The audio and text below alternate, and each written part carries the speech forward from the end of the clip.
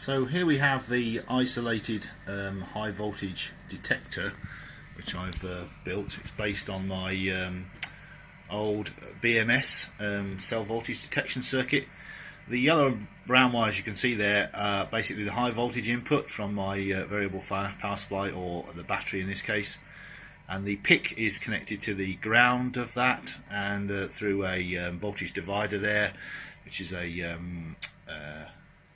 500k and 10k voltage divider to bring the voltage down to the 0 to the 5 volt input of the PIC, which should give us a 0 to 255 volt input range. And you can see this is powered by a 12 volt to 5 volt isolated DC to DC converter, and the white square you can see there is the opto isolator for the pulse width modulation output. So this circuit is actually powered from a 12 volt supply through the isolated DC to DC. Obviously it drops it down to 5 volts for the PIC.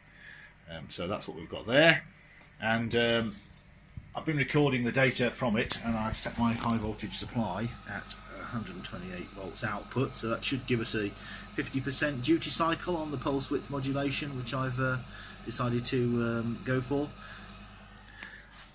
And if we look at the logic data, I'm not sure whether you can see that, but it does say at 128 volts we're getting a duty cycle of 50.45%.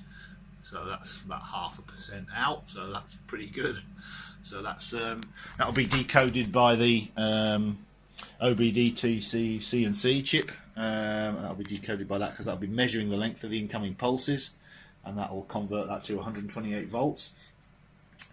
So that's where we are at the moment. So hopefully this should work. I'm going to try and install this and test it in the car in the next day or two. I've got a busy couple of days coming up, but we'll get to it as soon as we can.